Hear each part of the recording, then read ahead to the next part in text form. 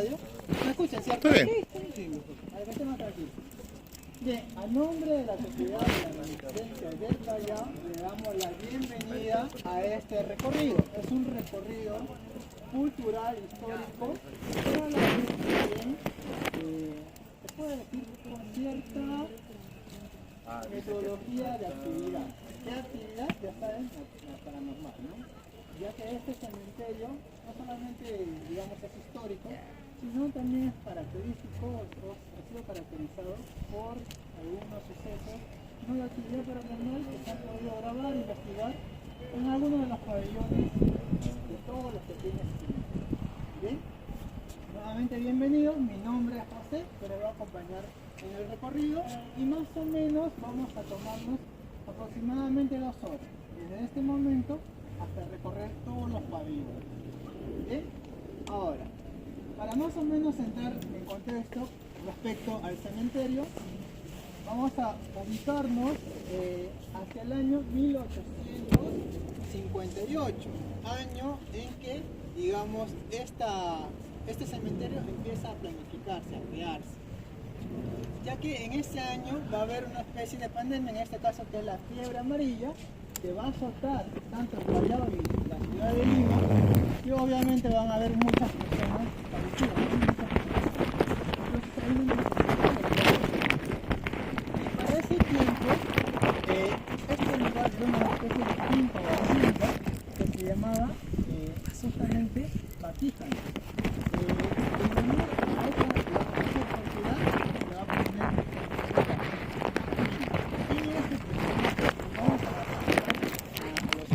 ¿quién era el personaje? Era un personaje, digamos, se puede decir, precursor de la historia. Abogado reconocido y también profesor muy reconocido en San Marcos, que va a tener, digamos, influencia ideológica más que todo para los primeros jóvenes liberales. ¿En qué época? La época del Virreinato del Perú. ¿Sí? Se ubica en el contexto, la época del Virreinato del Perú. Entonces, desde allí, digamos, va a haber ese movimiento. Y en honor a él es que se le pone el cementerio Vatícano Carrillo, además que está relacionado con qué nombre, con el nombre de la hacienda, ¿no?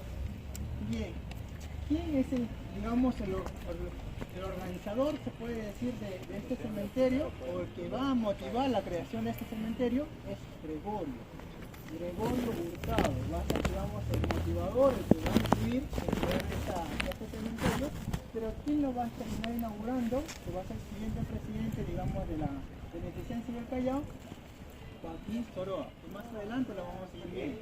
Sí, para ver algunos datos históricos, y va a ser inaugurado al momento de, digamos, que se apertura para poder, digamos, ya empezar a enterrar a los primeros muertos por el presidente Castilla, ya en el año 1861, cuando ya se había habilitado, hablamos del fin de ese año, 31 de diciembre de ese año. Bien, eso es por el lado histórico.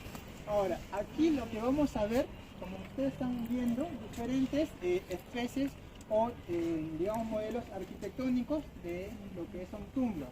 Primero vemos la parte superior, ¿no? Las que están en la parte superior, esos son los que han podido visitar el cementerio Presbítero Maestro, han podido ver, ¿no?, bastante de este tipo de mausoleos, la mayoría hecha de mármol.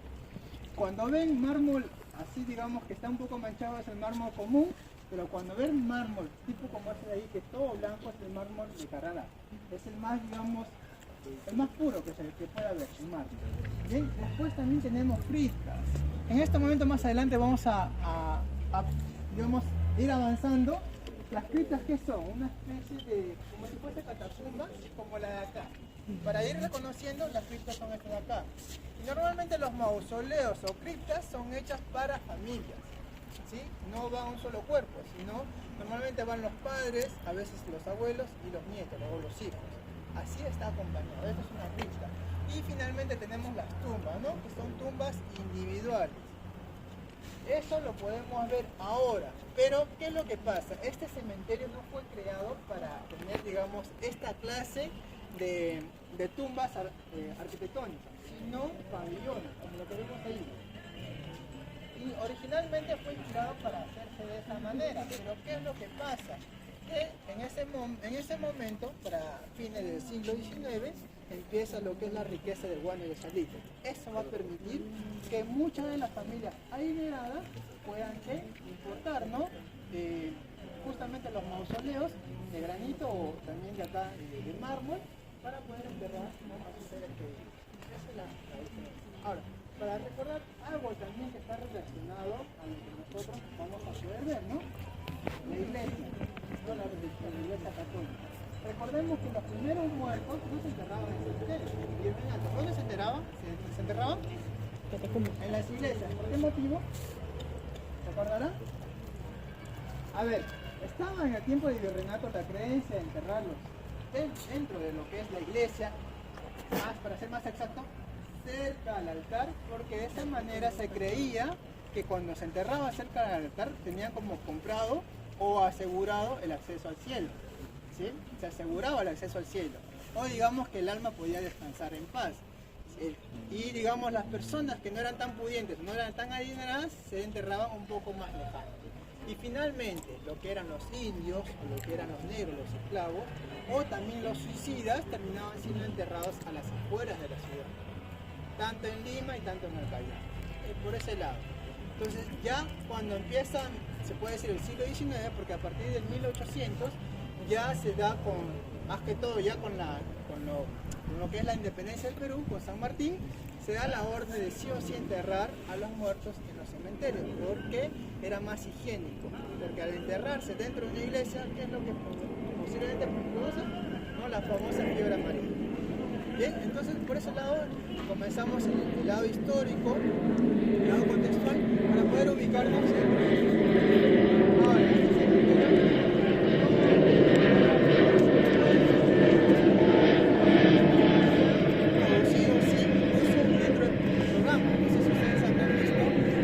al día, el sexto día, sí. Los dominicales, los sábados por la noche, también investigaciones antiguas. Obviamente también estos programas hacen investigaciones en el Cementerio General de Lima, o por ejemplo también en Real Servicio, ¿no? La Castillo del Callao. Y que posiblemente, según lo que se ha visto, es que se han encontrado con voces o espectros o psicofonías, ¿no? Eso es muy característico dentro de un lugar como este. Bien, hasta aquí todo bien. Vamos a avanzar por favor por aquí, síganme. Si desean tomarse una foto algún momento, ustedes me pueden indicar para darles tiempo, ¿sí? Vamos por aquí, por favor.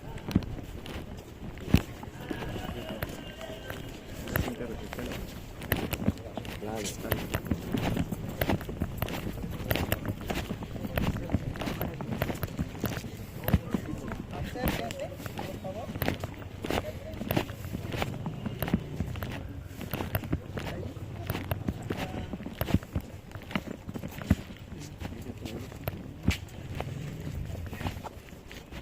Bien, vamos a comenzar el recorrido. Desde este punto estamos frente a la lápida ya de Santiago Tábara, que ha sido médico cirujano mayor que ha acompañado al Huáscar en la batalla aquí en el combate de Angamo, ¿sí? En el contexto de la Guerra del Pacífico. ¿Se acuerdan, no? Donde Grau es considerado el máximo héroe. Bien, este médico casualmente se gradúa como médico para el año de 1868. Para ser más exacto, 1866 ya tuvo una graduación. ¿Y qué se produce en ese año? El famoso combate 2 de mayo o el combate del Callao contra los españoles. Él se gradúa y participa también de esa guerra como médico, en este caso médico mayor. Y a raíz de que él tiene una buena participación, va a ser también después respaldado y ser, digamos, un cirujano mayor que va a acompañar justamente a lo que es la campaña de la Guerra del Pacífico, principalmente a Miguel Grau. Hay un dato curioso de él. Lo que pasa es que él va a ser tomado rehén ya por los chilenos y después en un intercambio de prisioneros él va a ser, digamos, devuelto al Perú y después, digamos, de un cierto tiempo él va a pasar un tiempo en Panamá.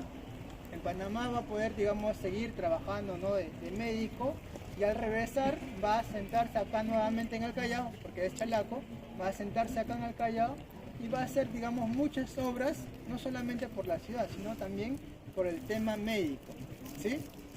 va, digamos, tener una organización, una administración para poder hacer frente a lo que es la famosa fiebre amarilla, que en ese tiempo era una peste muy común y era como, vamos para ponerlo en contexto, ¿no? Como si fuese la pandemia que recién hemos pasado, el COVID, algo así, que ha sido muy mortal. Bien, actualmente su cuerpo no está aquí, su cuerpo es, como estaba explicando, es considerado un héroe de la Guerra del Pacífico y se encuentra ¿dónde? En la cripta de los héroes, ya, del cementerio Presbítero Maestro, el antiguo cementerio general de Lima. Bien, esto entonces podría ser una lápida o un cenotafio. ¿Qué significa que sea un cenotafio? Que no hay cuerpo, solamente es algo así, ¿no? Ceremonial o representativo para el personaje que obviamente antes estuvo enterrado aquí, eso sí, antes enterrado. Sí, para los chalacos es muy importante. Avancen un poquito para poder ver este personaje que seguro sí lo conocen, ¿sí? Don Oscar Avilés, considerado la primera guitarra del Perú. Bien, él a sus 15 años ya demostraba su talento formando parte de una organización musical y siendo joven, alrededor de los 17, 18 años, gana un concurso radial y a partir de ese concurso radial, digamos, el organizador le va a poner, no le va a denominar como la primera guitarra del Perú. Él, digamos, va a ser muy influyente en lo que es la música criolla. Hablando del 31 de octubre, celebrando también la música criolla, ¿no? Se le conmemora también a él. Va a trabajar también con Chabuca Grande alrededor de 15 años, pero va a ser más recordado cuando trabaja a dúo con quién, con el Sambo Cabero, ¿no? A raíz de que trabaja con el Sambo Cabero, es recordado o sus voces son recordadas en el patrimonio musical de las Américas durante el gobierno de la García. Recientemente nada más, hace poco, ¿sí? Y bueno, hace poco también ha fallecido, no es que haya fallecido hace mucho. Bien, acá tenemos algo curioso de esta representación, es que esta guitarra es una guitarra real, ¿sí? Que se ha pintado encima de la escultura que se ha hecho a este personaje. Bien, ¿una pregunta que tengan? Vamos a avanzar. Después vamos a ir viendo el tema, ¿no? Del mitos, leyendas. Por ahora estamos reconociendo el lado histórico, personajes históricos, ya que es lo que más abunda en este momento, en este lugar. Como una especie de círculo, por favor, no hay luna alrededor.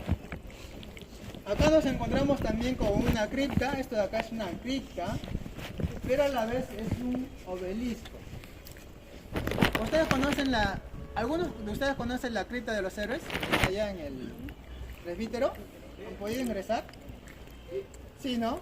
Esto de acá es como una mini cripta, pero en este caso es para los héroes de la Guerra del Pacífico, pero los chalacos. Para ser más exactos, en lo que es la batalla de San Juan y la batalla de Miraflores, ya cuando después, en el año 1881, después de haber tenido las derrotas de 1879 y 1880, tenemos la defensa de Lima, sí, la de San Juan, que es una defensa natural, y la de Miraflores, en la que tenemos dos guarniciones chalacas que van a participar. Justamente la guarnición de Marina y la Guardia Chalaca van a participar. Pero acá se resalta más la Guardia Chalaca. ¿Por qué? Porque eran personajes o eran personas civiles, muchos de ellos mercaderes o comerciantes que se dedicaban, ¿no?, al comercio, que, digamos, de alguna manera ya habían participado en la guerra del Pacífico, y que por ese amor al Perú, o se identificaban, ¿no?, por ser chalacos, van a decidir participar de manera voluntaria en la defensa de Lima, para que no lleguen a ocupar el puerto tampoco. Entonces van a hacer un frente y liderado por Juan Fanning, ¿saben, no?, de este personaje? Juan Fanning, van a hacer, ¿no?, una resistencia alrededor de 3 horas, de más o menos desde las 2 de la tarde hasta las 5 de la tarde. A pesar que los chilenos los superaban en número y obviamente también en lo que es instrumentos o armamentos de guerra, los chalacos hicieron una buena resistencia, a diferencia de los mismos limeños, ya que la mayoría de los limeños que en ese momento estaban batallando no eran expertos en guerra, simplemente eran la mayoría campesinos o también provincianos traídos para más o menos defender Lima, porque ya Lima estaba a la merced de los chilenos. porque ya en el sur ya nos habían ocupado Arica y ya nos habían ocupado Tarapacá. Ni bien los chilenos ocuparon Arica, lo empezaron a utilizar como puerto. Por eso si ustedes ahora visitan Arica, van a encontrar el puerto ahí de justamente los chilenos de Arica, que antiguamente nos pertenecía a nosotros. Ahí hay muchas cosas curiosas. Si visitan Arica van a poder ver, van a poder encontrar la iglesia que originalmente iba a ser traído para ser instaurado en donde, en Ancón, pero hasta allá. Y dato curioso, ¿se acuerdan el héroe máximo de la Guerra del Pacífico, del ejército militar? Francisco Bolognesi. Bolognesi, él es ariqueño, nace allá, pero obviamente cuando era todavía territorio peruano. Después las situaciones cambian. Bien, acá vamos a ver un obelisco, también todo de mármol, en honor, como digo, a estos héroes. Va a haber una descripción y esto va a ser inaugurado por el doctor Nicolás de Piero, que en ese momento era presidente. ¿En qué año? 1897. Vemos también, ¿no? Muchas, hay como alusiones, ¿no? A lo que es la guerra y lo que es, ¿no? La pérdida de, o la muerte se puede decir, en este caso una especie de antorcha o una especie como si fuese ánfora con una manta. Está relacionado a lo que es la muerte. Bien, si desean pueden aprovechar en tomarse una foto mientras le doy un momento para poder avanzar al siguiente punto, por favor. Pueden tomarse fotos, o si quieren de 2 a 2 pueden ingresar. Sí, ¿Se puede? De 2 en 2, sí, de 2 en 2, de 3 en 3. Aprovechen para que tomen alguna foto. Que bajen y suban, ¿no? ¿Entramos todos?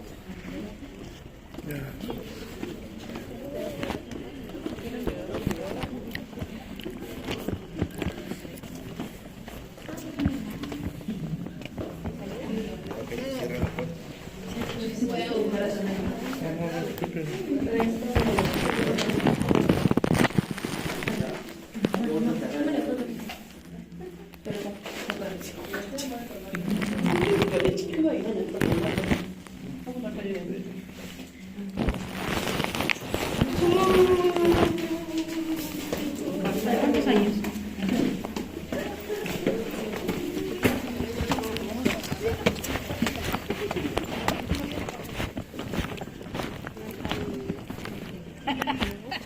¿Es una lápida? Está tapada. Algo que ha cambiado. No,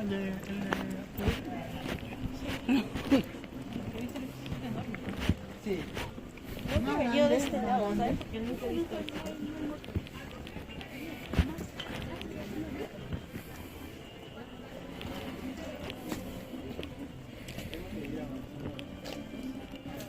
Avancemos, por favor.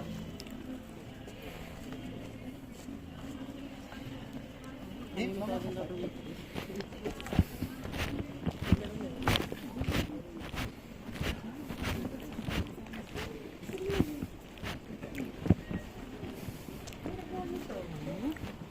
Sí, nunca he venido de este lado.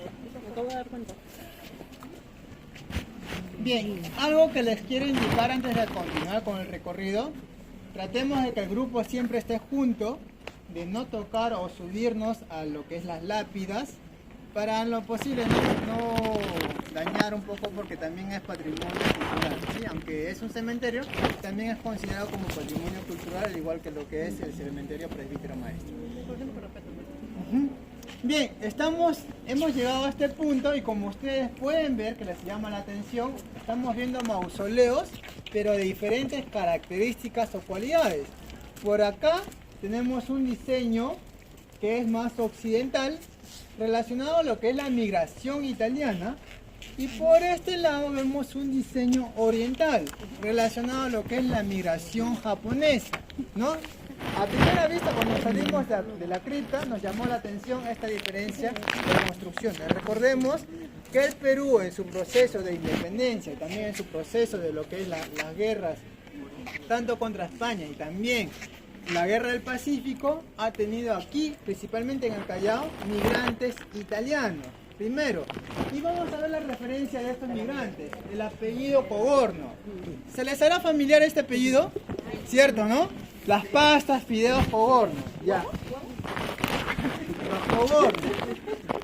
Bien, son una familia obviamente italiana y vamos a ver el diseño de su arquitectura relacionado, ¿no?, a la cultura o la iglesia católica. Sus manifestaciones con la cruz y el vitral, ¿no?, en referencia a la Virgen María.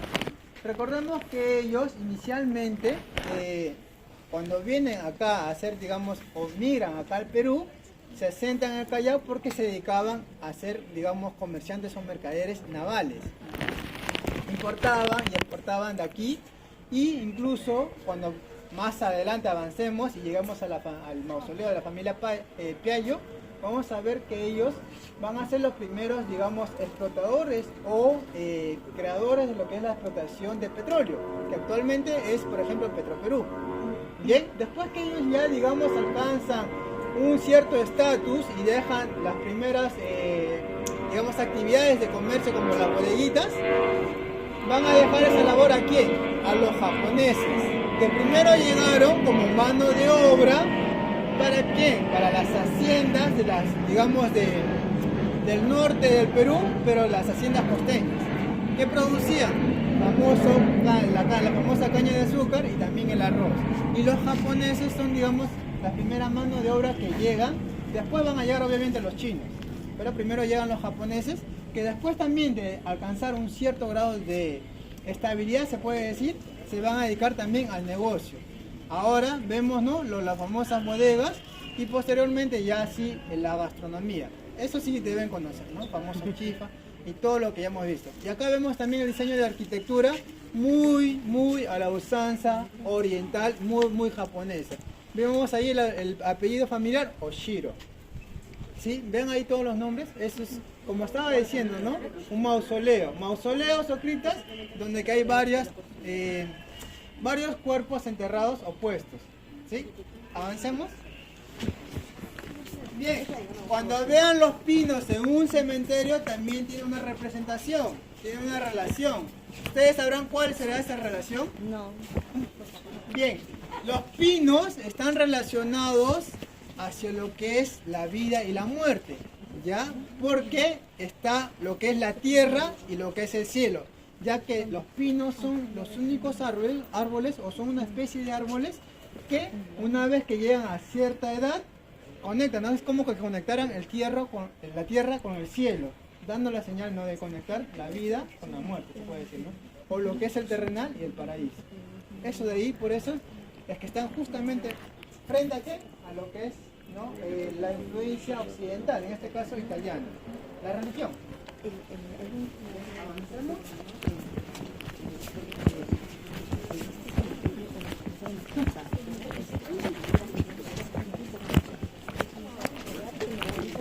También vamos a ver bastante la influencia italiana, como digo, en este mausoleo, vean ahí el apellido. Y aquí algo que llama la atención es esta escultura. Ya hacia el siglo XX, inicio del siglo XX, las esculturas ya no se hacían en mármol. El mármol es un material muy costoso, muy caro. Entonces se comenzó a hacer esculturas en bronce. Pero este de acá se puede decir que es un bronce, digamos, como manufacturado, no es esculpido, sino es masivo. ¿Ya? Así como la revolución industrial, que se hace todo masivo, estas esculturas también se hacen así de forma masiva. Vemos ahí el bronce y vamos a ver cómo, o sea, con el paso del tiempo ha sido, digamos, por así decirlo, dañado con esta mantita, ¿ven la mantita verde? Ustedes cuando dejan una monedita pasar tiempo, se hace también así, se oxida, ¿no? El verde. Pero el verde también tiene mucha relación con la vida y la muerte. Entonces, así como se ve, simplemente es bella. Porque hay esculturas que tratan de cuidarlas y le quitan ese verdor. Ese verdor está relacionado también con la vida y la muerte. ¿Sí? Es característico, se puede decir, de lo que es una tumba. Bien, vamos a avanzar. Acá vemos algo curioso, una tumba relacionada a los Andes peruanos, por su capillita, tienen ahí su forma. Pero principalmente nos vamos a detener aquí. Avancen, por favor. No había visto eso.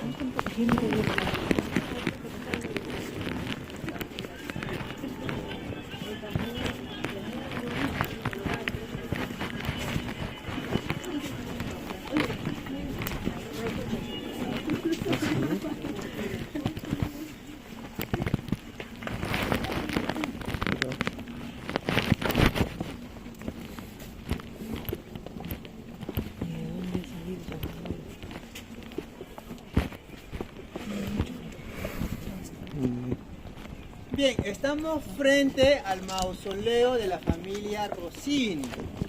Bien, originalmente esa tumba, ahora es un mausoleo, originalmente esa tumba era muy similar a la que estamos viendo aquí.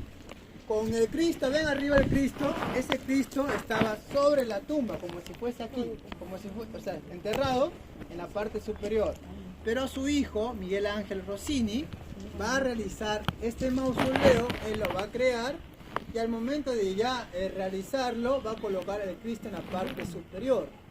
¿Sí? Y no sé si logran ver, pero al lado del corazón, del centro de Jesucristo, vamos a ver dos fotografías. Son, ¿no?, de los padres justamente de Miguel Ángel Rossini. Bien, ¿qué es la familia Rossini? ¿Por qué le han hecho este mausoleo tan imponente o tan grande? Digamos, han tenido el monopolio de lo que es la actividad del mármol. Cuando nosotros vamos al cementerio Presbítero Maestro, vamos a encontrar que muchos de estos mausoleos o de las esculturas han sido, digamos, manejados o distribuidas o vendidas por esta familia. Incluso acá también, en el Buckingham, ¿sí? Es por eso, digamos, que tienen cierta importancia. Después, en representación, vemos esas imágenes. Son una especie también de placas, ya moldes, ya realizados, muy relacionado también a la descendencia o los antepasados de los italianos. Vemos ahí, ¿no?, ¿qué parece? Romanos, relacionados, ¿no?, a los italianos. Y vamos a ver, aunque no se logra ver bien ahorita de noche, pero hay un perrito que está acompañado con una persona en la parte inferior y en la parte superior.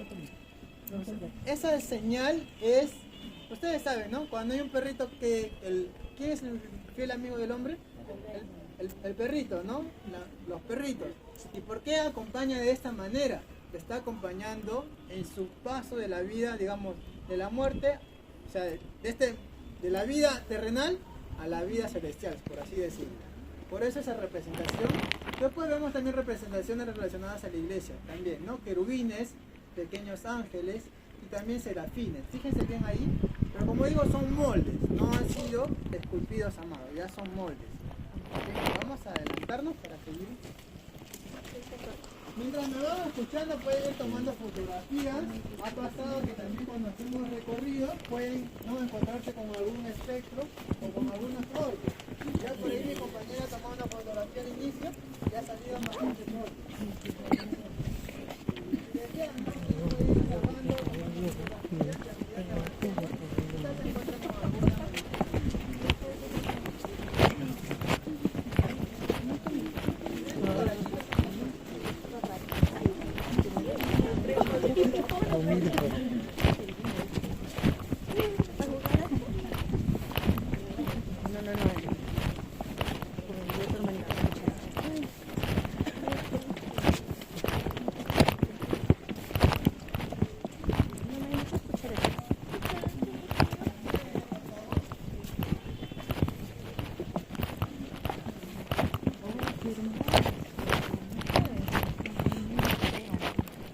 Te voy a pisar.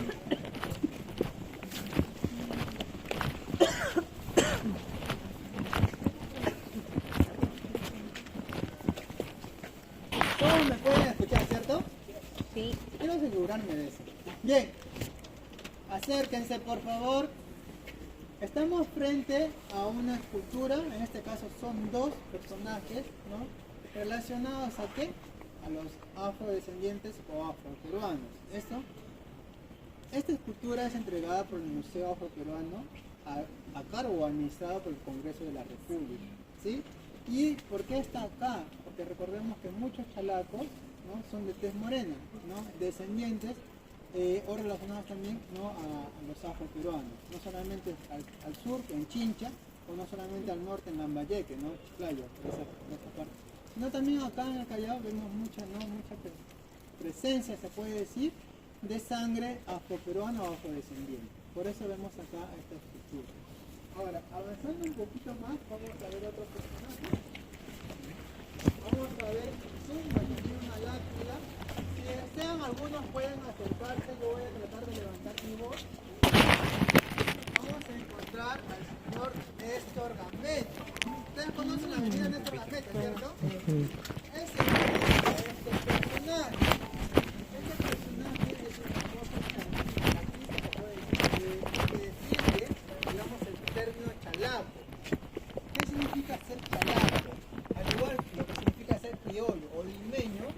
también el Cerro Chalaco tiene sus tradiciones y también sus manifestaciones culturales. Por ejemplo, la famosa palabra que se celebra en Chimpún, Callao, lo acentúa él, ¿sí? Néstor Gambetta. Además va a tener bastante participación en la organización del mismo puerto del Callao, si se puede decir. Bien, aquí al costado vamos a ver, no sé si también se dieron cuenta antes de avanzar, vemos, ¿no?, la columna, digamos, partida o destruida. Esto es representación que la vida, digamos, la vida misma no es eterna, sino en cualquier momento nos puede alcanzar la muerte. Y esto significa que el personaje posiblemente sea un joven, ¿no?, que no ha alcanzado sus ideales o no ha alcanzado sus metas que se había trazado, o que ha muerto de una manera trágica, ya sea un accidente, ya sea durante una guerra, un conflicto, porque no ha vivido o lo que se ha planificado o lo que, digamos, se estaba previsto a realizar en vida. Entonces es una representación, ¿no?, de la columna, más que todo relacionado a los masones. ¿Sí? Cuando vean esta representación, es eso, está relacionado a los masones o a estas sociedades que se forman a partir de esa influencia masona, si se puede decir. Bien, hasta aquí alguna pregunta. Más adelante vamos a ver más el tema de mitos o leyendas urbanas. Por ahora estamos recorriendo el lugar más que todo histórico o representativo del futuro, que es el Callao.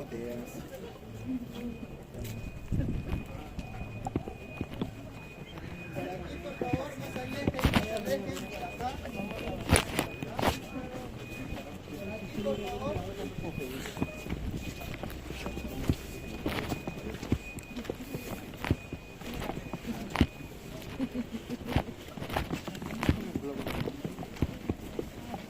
Aquí hay algo curioso, no es, digamos, tan relevante, pero sí es curioso, porque aquí tenemos dos personajes. Se dice que estos personajes en vida, uno fue policía y en vida uno fue ladrón. Se dice que mientras él vivía persiguiéndolo, o sea, capturándolo, encarcelándolo, ya, él trataba de huir. Casualmente, no van a fallecer en el mismo, digamos, el mismo año, sino en diferentes años, pero al momento de ser enterrados, han sido enterrados uno al lado del otro, ¿sí? Entonces, se puede decir que después de la vida, siguen, ¿no?, con la misma actividad que estaban. Bien, avancemos, por favor. Aquí, por favor, haga una media luna mirando hacia acá. Acérquense, por favor. Bien.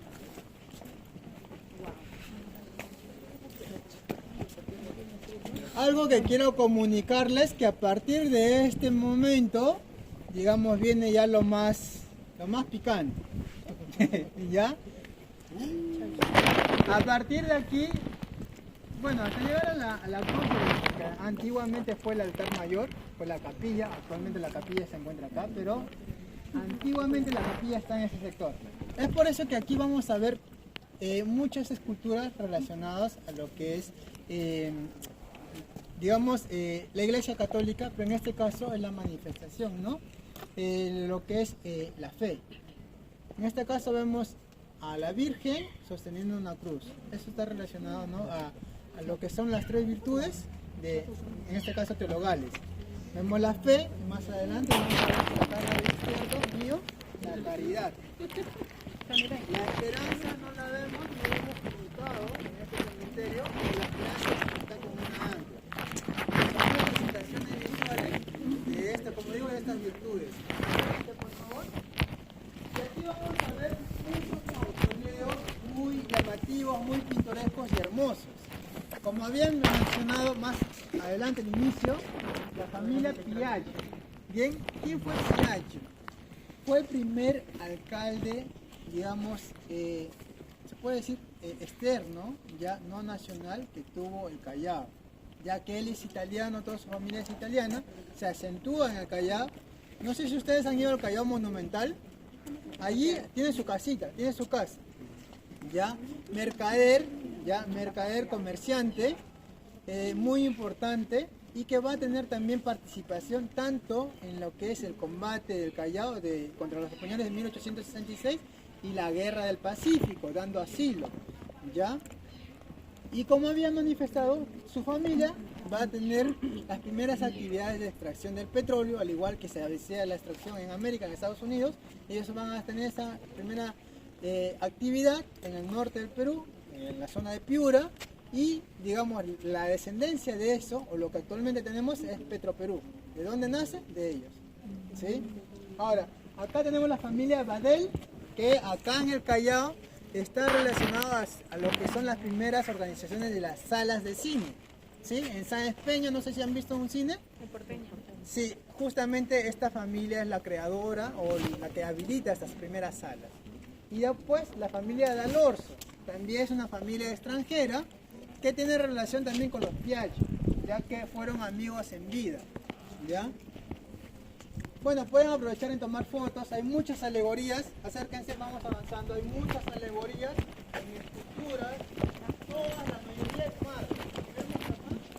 La mayoría de las mausoleos, esculturas, de mar. Aunque no tengan un muertito aquí, venir de día para tomar algunas fotos.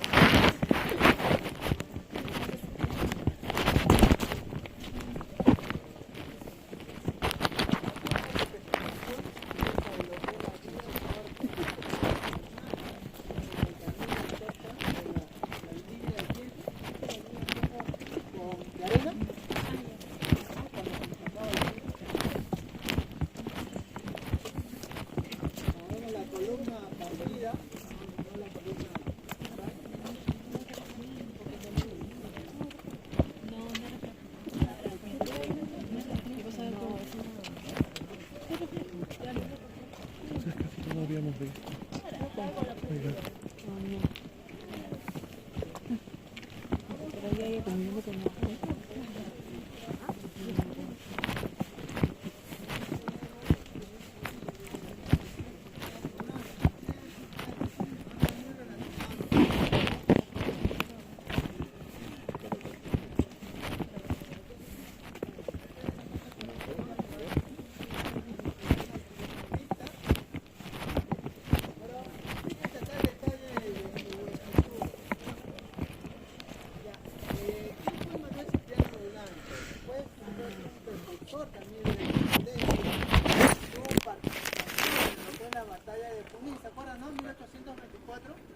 Ya cuando el Perú es libre de la ocupación española, se puede decir, de los españoles, cuando el virrey La Serna ya captura, se rinde, ya se retira, él tuvo participación.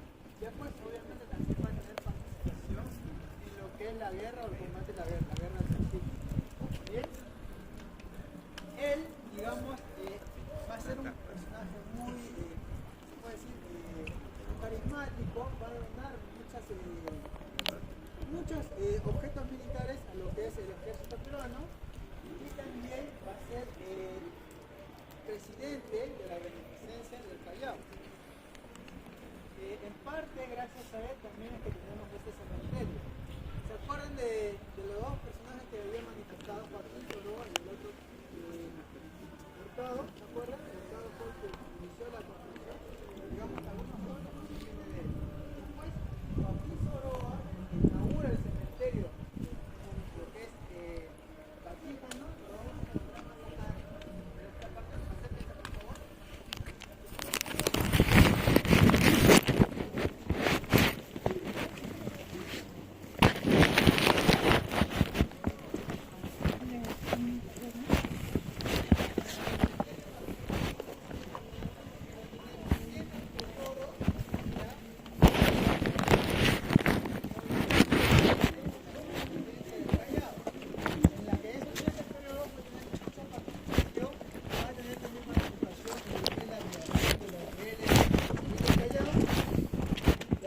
Misma de acá del cementerio Baquíjano y del hospital también del Callao. Un Soroa y vemos ahí a todos, ¿no? Sosteniendo que ven allí, fíjense, un reloj de arena, ¿no? Señalando la línea del tiempo, o sea, la vida, la muerte.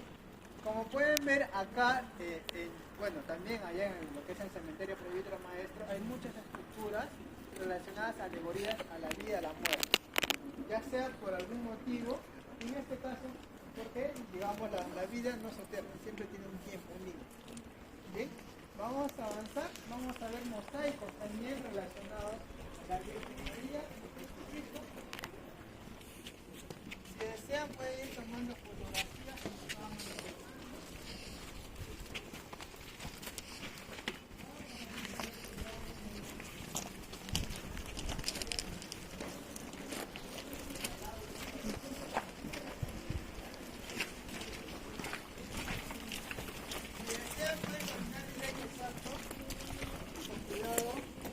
Recuerden siempre ir con cuidado.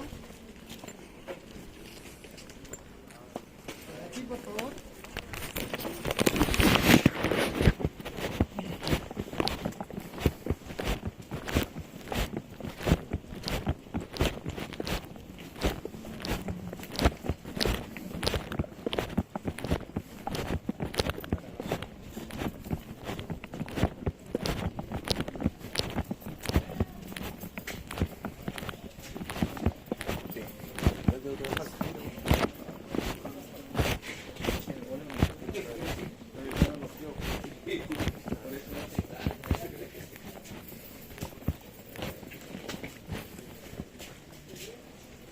Pueden rodear si desean, acérquense.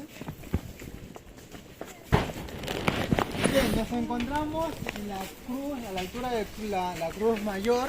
Antiguamente este lugar era la capilla del cementerio Taquíjano. Ya se dice que ha tenido columnas de estilo dórico, o sea, muy llamativas, muy bien construidas. Y en esta capilla, como saben, ¿no?, se realizaba la misa para despedir a los difuntos abuelos que llegaban al cementerio. Ahora bien, se dice que muchos de los cuerpos se enterraban alrededor de la capilla, ¿ya? Y además que ven allí estos pabellones. ¿Ven estos pabellones? Esas son las primeras plataformas que se construyen en lo que es el Baquíjano. Posteriormente, como ya había explicado, ¿no?, se hacen esa parte de los mausoleos porque hubo un poco mayor de riqueza y obviamente se podían hacer más, digamos, más trabajos en lo que es un entierro. Después, la parte posterior también es posterior a lo que es la ocupación de esa parte del cementerio. Ahora, aquí adelante vamos a ver algunas placas conmemorativas para algunos muertitos, ya, que no han sido encontrados, a pesar que sus cuerpos han sido enterrados aquí. Sus cuerpos, digamos, similar a una fosa común, se han confundido. Entonces, en vez de, digamos, no orarle o no tener un espacio, se han colocado estas placas conmemorativas. Actualmente, si vemos flores, ¿no?, como estamos viendo, rositas, ¿qué significa? Que hay personas que vienen, ¿no?, a orarle o a entregarle como una especie de presente, porque la mayoría o algunos han sido que han fallecido por el COVID recientemente, pero no acá en el Perú, sino en otro lugar, quizás en el exterior, o no en este lugar, en el Callao, y su cuerpo, como saben, el COVID que se hacía, se incineraba. Entonces no tienen cuerpo a qué orarle y se trae una plaquita. Por eso también vemos las flores, en señal que aún se está orando por ellos, ¿no? ¿Ven? Tenemos esos detalles también. Acérquense por aquí. Joven, vamos a ir mejor por ahí, no se aleje del grupo.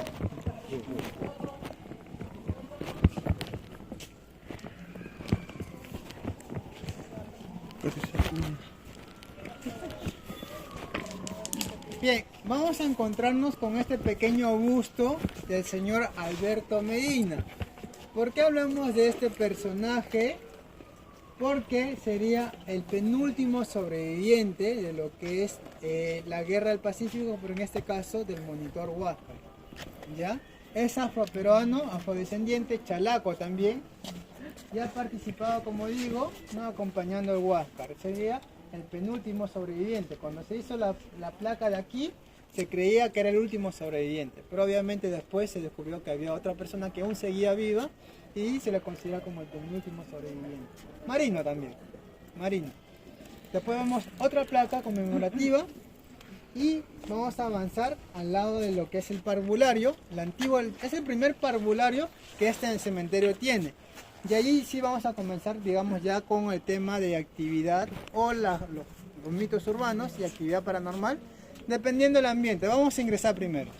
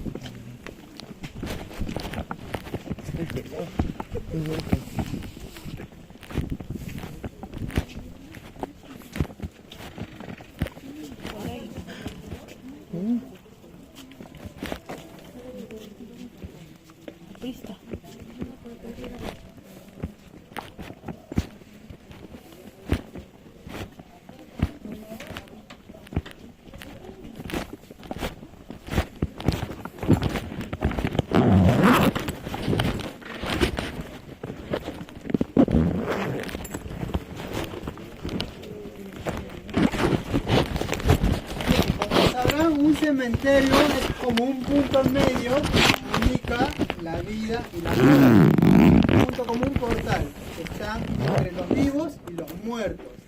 Ahora nos encontramos en el sector del parvulario, también conocido como el caracol del cementerio Vaticano. ¿Por qué? Porque es una especie de rotonda circular como un caracol en la que encontramos varios nichos ya relacionados a que un parvulario es cuando son infantes, ya sean niños o, digamos, se les conoce como natimuertos, bien, que nacen, al momento de nacer nacen muertos. Bien, este es el más antiguo, de 1890 aproximadamente, o 1885 en adelante, hasta 1920 van a encontrar algunas fechas. Es el primer parvulario que tiene ese cementerio. ¿Y con qué está relacionado? Relacionado después de lo que es la crisis de la Guerra del Pacífico. ¿Sí? Porque los chilenos nos ocupan ¿hasta qué año? 1884, acá en Lima. Entonces muchos, digamos, de acá, de los mismos limeños, van a tener crisis, no solamente alimentaria, económica, sino también obviamente va a haber algunas crisis sanitarias. Además que más o menos para el año 1868 y también 1880, en esos años, hubo epidemias, como digo, la peste amarilla, y algunos también de esos muertos, ya cuando se inauguró este cementerio, están aquí, de estos infantes. En adelante, cuando vayamos caminando, algunos de los presentes van a poder sentir quizás alguna sensación de pesadez, de mareo o incomodidad. Pero antes de hablar de ello, vamos a encontrar por aquí un personaje. ¿Ya? Aquí, más que todo, vamos a encontrar a un personaje que está relacionado a lo que es el héroe Francisco Bolognesi, su nieto.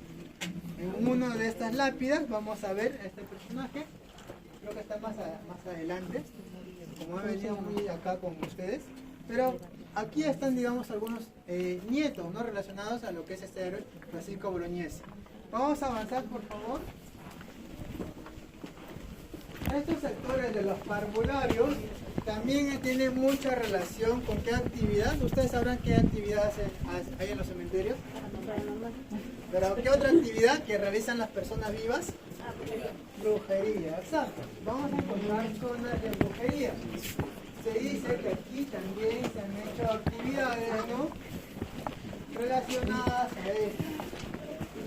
Vamos a ver por acá también algunos nichos que están descubiertos o con alguna vitrina de lo que es como simplemente de vidrio. Vamos a ver sus pequeños ataúd. Por ejemplo, fíjense ahí, miren cómo está, ¿no?, los famosos natimuertos o bebés, ¿no?, que terminan falleciendo. Y no sé si logran ver los detalles de que siempre hay un angelito que está acompañando, En este caso son los famosos psicopompos. Ya los psicopompos son como una especie de angelitos que, digamos, guían al bebé o al niño, al infante fallecido. Los famosos psicopompos. En algunas imágenes vamos a verlos que están coronándolos y en algunos es como si los estuviese cargando y está señalando. ¿Dónde señala? Siempre al cielo. Fíjense, hay un dedito que siempre señala.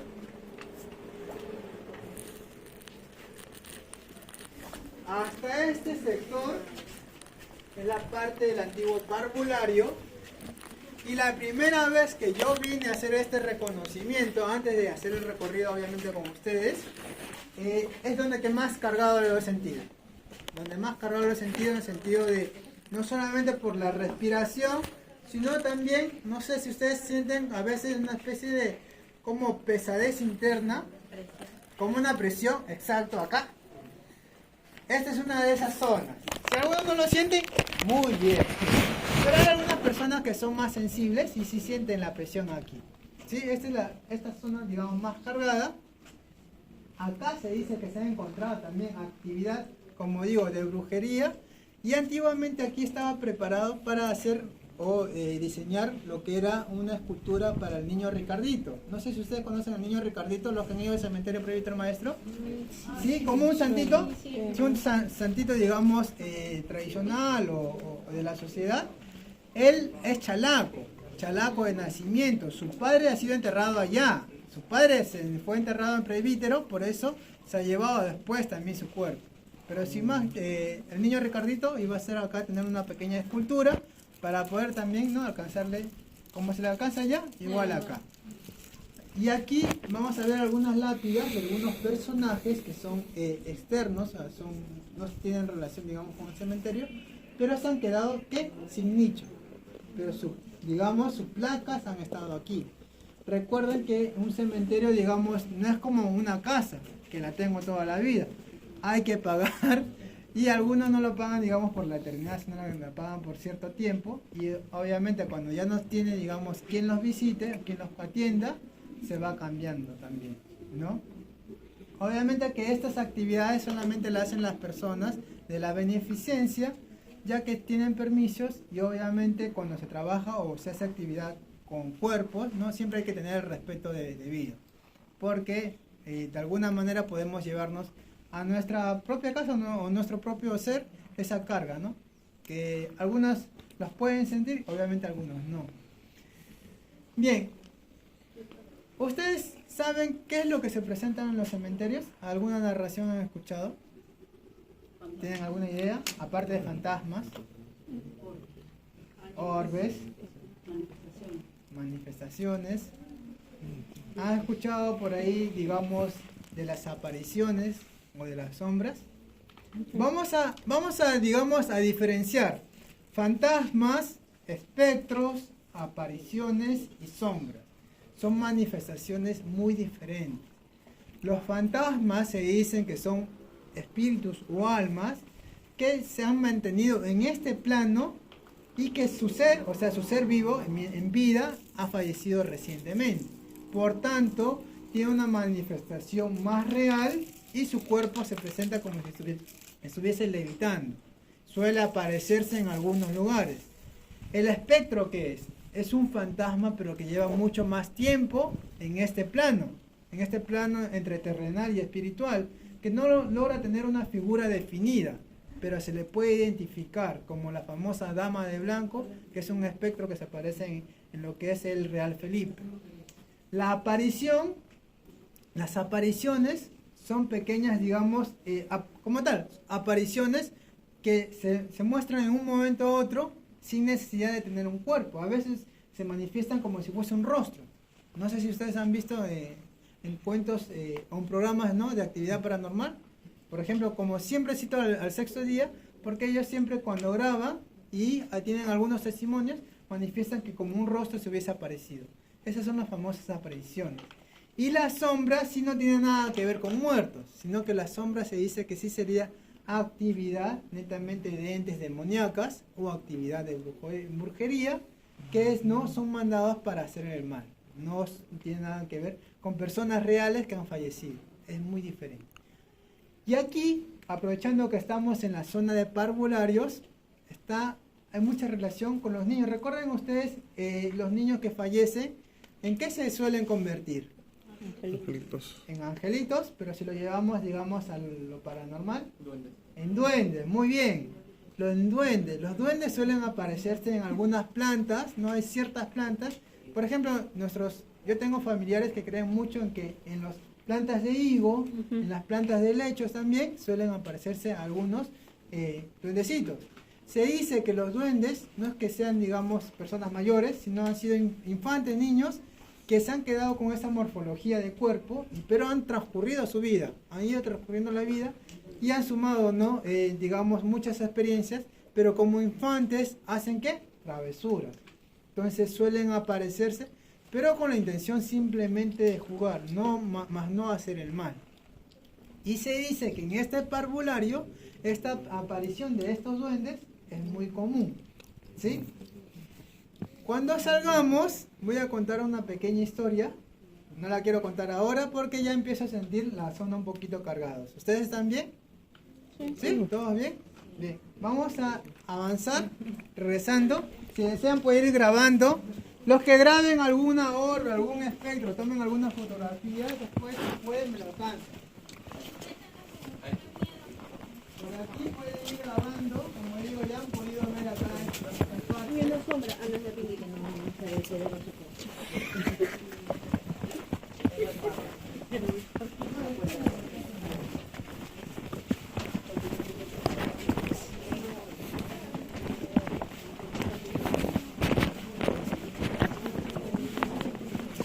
Me intriga por qué tiene vidrio y Acá no en un tiene... recorrido de reconocimiento, no sé si logran ver algunas tumbas o algunos nichos que están expuestos, generalmente están con vitrina, porque se van a encontrar los cuerpos ya, ¿no?, expuestos, y se han podido ver algunos zapatillas.